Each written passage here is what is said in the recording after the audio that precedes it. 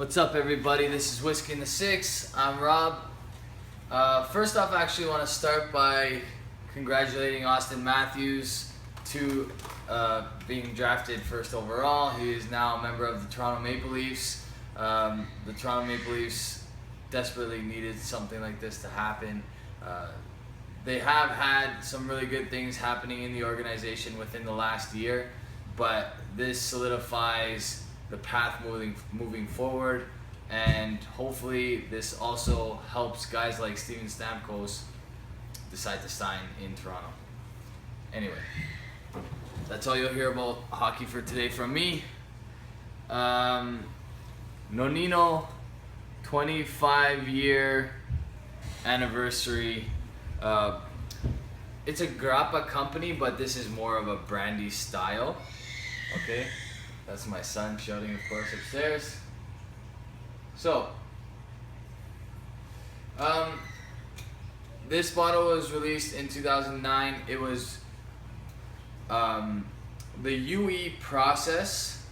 Okay, it's a type of distillation. That started in 1984, so that's what they're celebrating. This is actually only 5 years old, and it was aged in a combination of limousine nevers and ex-sherry casks.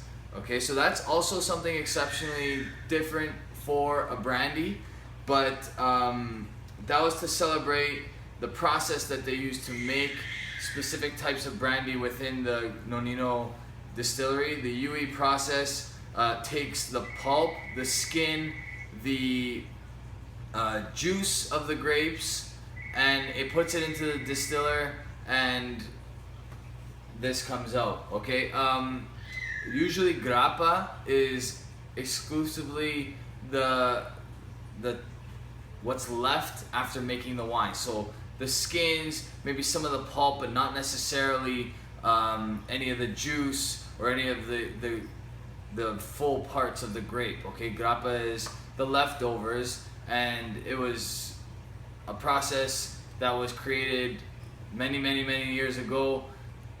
They would make their wine first. They wanted to know what to do with the extras instead of wasting it, so they used it to make Grappa, and it created quite a good product. But although Nonino is known for their Grappa, this is actually, like I said, more of a brandy. Now, I'm just going to quickly read some of this at the back. It says it's made with a combination of Ribolla, Moscato, and Merlot grapes. Okay, so that's, oh, and Malvasia. Okay, so those are all the different types of grapes that are used in this brandy. Okay, and it's also, says it here, aged in barrels, bottled without the addition of caramel. Okay, so that's natural color that you're looking at. Okay, have a good look at that. All right, which is also very rare for brandies, cognacs, any of those grape-based liquors that you find. They tend to add caramel to give it a darker color, but there's no added color in this one. So it's a product of Italy, bottled at 43%, which is also rare for grappas or brandies. Okay, and it's natural color. Okay, this bottle, when I purchased it, I think it was about a year ago, and I luckily found it. It wasn't around for a very long time, and then a bottle just happened to show up at the LCBO.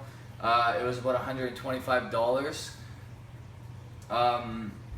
Now they don't sell the 25th anniversary anymore. They sell the 5-year-old in the LCBO, which I'm assuming is very similar. It's the same process. So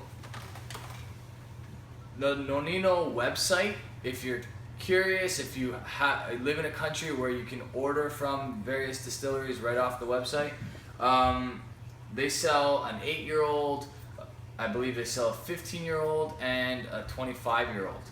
Okay, so I'm assuming those are excellent, because this is actually pretty good stuff for a 5-year-old. All right, anyway, on the nose.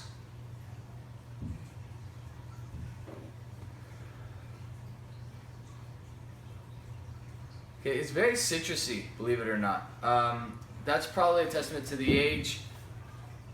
It's only in barrels for about 5 years. There's some honey notes in it. It's floral. That's probably being picked up from the grape skins, the floral note, which is reminiscent of a grappa as well. Okay, there's a toffee smell to it as well. Alright, and there is some fruit, like darker fruit, like a plum, like a jam, like cooked fruits. Okay, on the palate.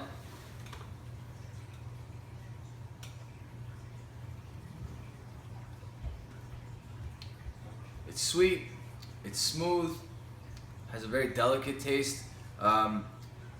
There's a bit of pepper, but it subsides, and the finish is actually quite long for a brandy. Not like a cognac finish. It doesn't have that lasting cognac finish, but quite long for a grappa slash brandy type liquor.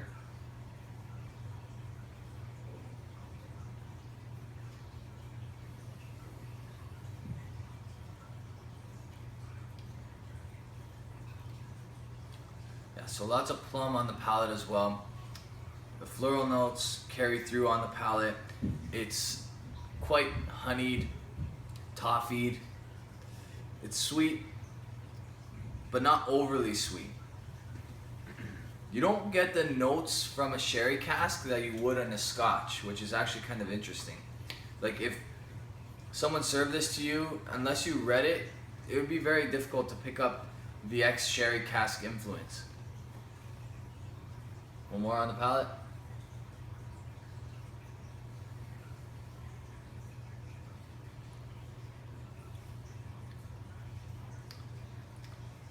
Yeah.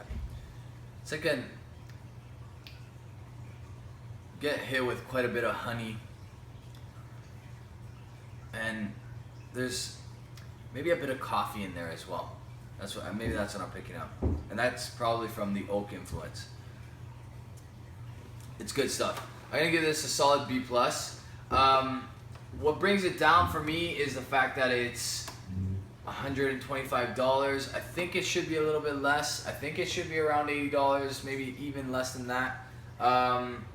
But it was an anniversary edition, and I believe people that really enjoy brandy will enjoy this.